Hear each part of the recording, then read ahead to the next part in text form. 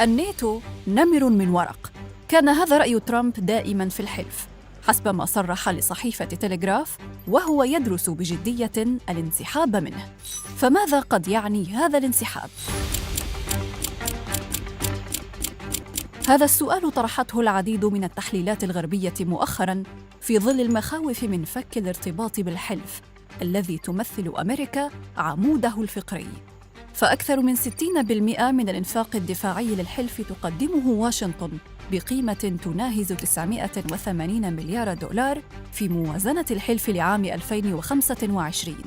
الانسحاب سيعني أيضاً تجريد أعضائه من قدرات الرد النووي الأكبر في العالم، إذ تقتصر القدرات النووية داخل الناتو على بريطانيا وفرنسا فقط، حتى أن الأمين العام للحلف مارك روتا وجه انتقاداً حاداً لدعوات قادة أوروبيين إلى الاستعداد لمستقبل دون المظلة الأمنية الأمريكية، معتبراً أنهم يحلمون إذا ظنوا أنهم يستطيعون الدفاع عن أنفسهم دون أمريكا.